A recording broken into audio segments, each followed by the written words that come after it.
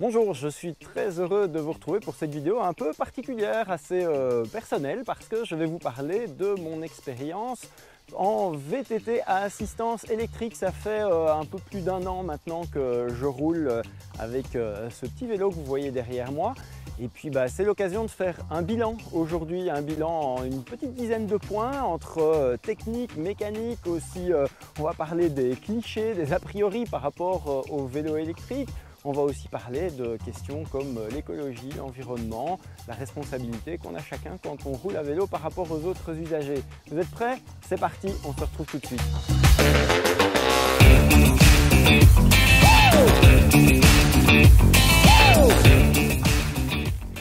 Alors il y a plein de clichés par rapport au VTT à assistance électrique. Un des premiers, c'est que ce serait pas du sport.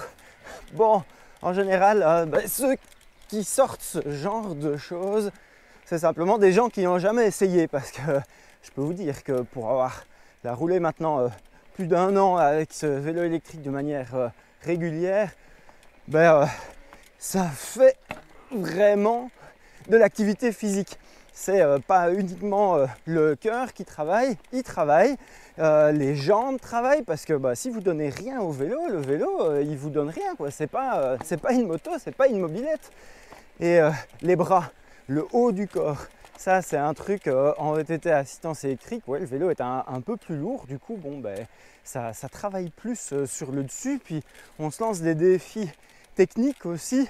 Enfin bref, ça c'est clairement, si vous tenez ce genre de langage, eh bien simplement essayez et aventurez-vous dans votre trail où vous faites d'habitude du VTT, voire même un peu plus, et je crois que vous verrez que vous vous trompez très lourdement.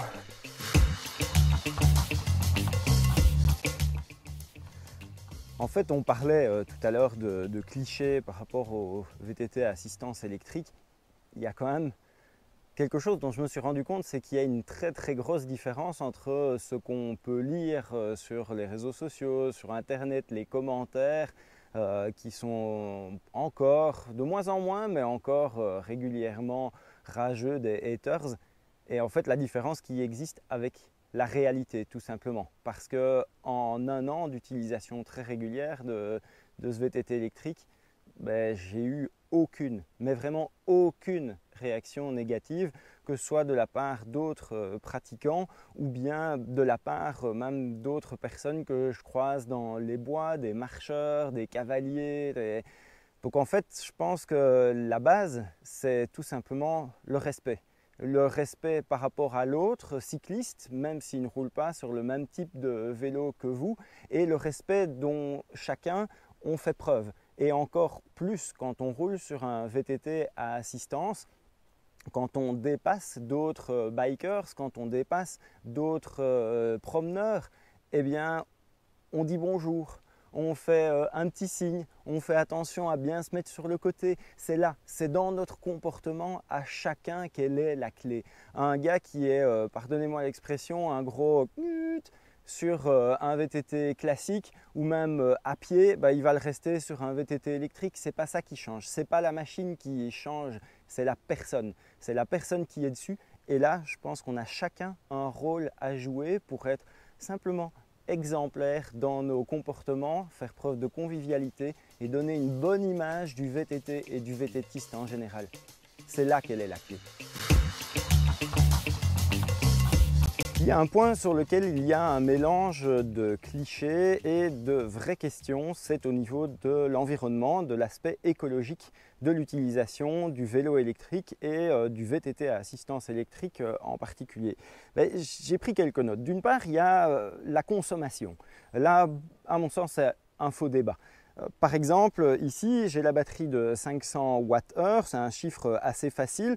2 sorties par semaine de 40 km chacune, ça va vider la batterie. Ça fait 100 sorties par an, 4000 km au total. Ça va faire une consommation de 50 kWh par an. Pour vous donner une idée, c'est l'équivalent de la consommation d'une console de jeu utilisée 1 heure par jour pendant une année. L'équivalent de la consommation, voire même moins que la consommation d'une cafetière sur un an. Et débrancher, simplement prendre l'habitude de débrancher brancher vos appareils qui sont en veille dans votre maison, ça peut vous faire économiser jusqu'à 10 fois plus. Par contre, si ça vient s'ajouter à une consommation que vous auriez qui est déjà très élevée, bah là effectivement c'est un souci. Donc il faut essayer de compenser. Et puis là où il y a une vraie question, un vrai débat qu'on peut avoir, c'est par rapport aux batteries, à l'origine des matières premières.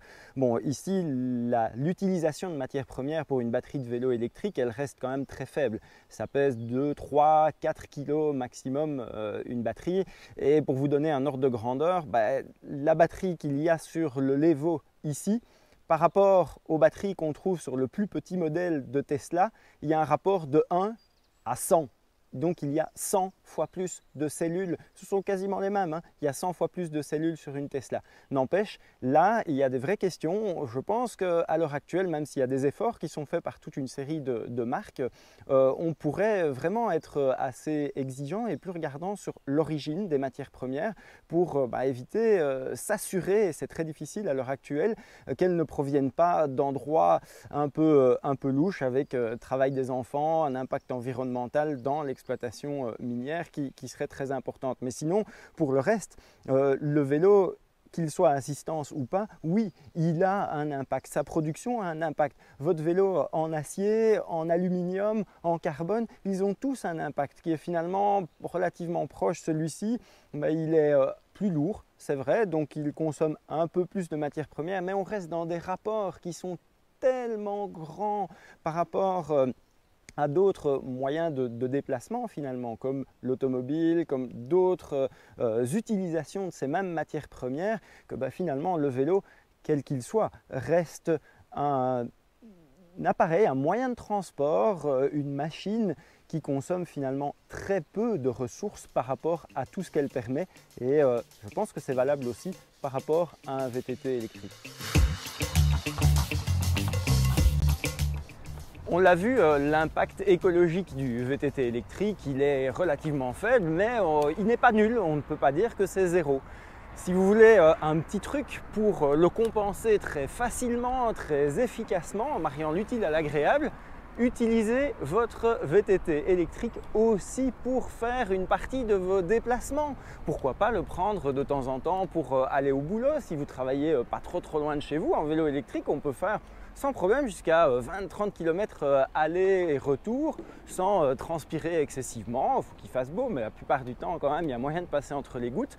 Et puis pour aller faire quelques courses, pour aller chez des amis par exemple, bref, vous allez voir que vous allez pouvoir trouver finalement très facilement toute une série de circonstances dans lesquelles vous pouvez prendre votre VTT électrique à la place de la voiture et puis compenser très facilement en quelques dizaines, quelques centaines de kilomètres toutes les émissions, tout l'impact écologique lié à sa production. Et puis aussi, surtout, vous allez voir que c'est juste super agréable. Je vous promets, croyez-moi, vous allez y prendre goût très vite. Voilà, cette fois c'est terminé. J'espère que ça vous a plu. Bien sûr, ça n'était pas possible d'aborder toutes les questions, toutes les thématiques. Donc, si la discussion vous intéresse, on se retrouve dans les commentaires. N'hésitez pas à vous abonner. On se retrouve très bientôt pour de nouvelles aventures en VTT à assistance électrique ou non. Et moi, je vous laisse, je vais rouler. Ciao!